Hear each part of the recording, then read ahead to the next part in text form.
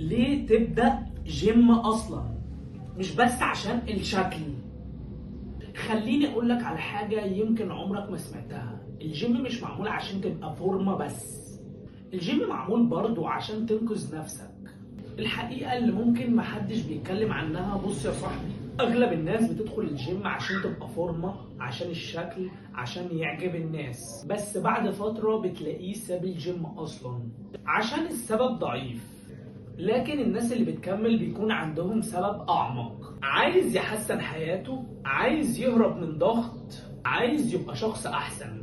الجيم بالنسبة له مش رفاهية، الجيم بيظبط حياته. طب الجيم بيغيرك ازاي فعلا؟ نفسيتك. أول حاجة هتلاقي دماغك بتروق، لأن التمرين بيطلع الطاقة السلبية اللي جواك. حتى لو مكتئب أو مضغوط هتطلع من الجيم نفسيتك أحسن بكتير.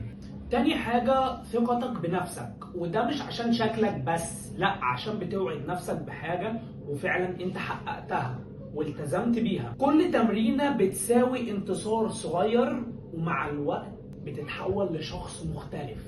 تالت حاجة الانضباط. الجيم بيعلمك الالتزام مع التمرين، ميعاد نوم، نظام أكل مظبوط. والانضباط ده بينعكس على حاجات كتير، شغلك، دراستك، وحياتك كلها. رابع حاجة الطاقة. هتلاحظ انك بقيت انشط، يومك العادي بقى اخف، لان الجسم لما بيتحرك بيدي طاقة، مش بياخد منك الطاقة دي.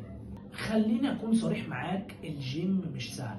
هتكسل، هتحبط، هتشوف ناس احسن منك، ممكن تقعد اسبوعين وثلاثة واربعة مش هتشوف نتيجة، وده طبيعي 100%. المشكلة مش في الصعوبة، المشكلة في انك ما تعودتش تكمل. الفرق بين الناجح والفاشل، اللي بينجح مش اللي هو الاقوى في الجيم ولا اللي هو احسن جينات، اللي بينجح اللي هو كل ما بيقع بيقوم وبيكمل، ما بيبطلش. غبت اسبوع ارجع، كسلت يوم انزل تاني يوم، بوظت اكلك كمل عادي من بعده على طول. استمرارية اهم من الكمال، لان مفيش بني ادم كامل. ازاي بقى تبدأ صح؟ خليك بسيط، ابدأ 3 ايام في الاسبوع، تمرينك يكون من ساعة لساعة ونص بس، وركز على الاساسيات وما تستعجلش وما تقارنش نفسك بحد.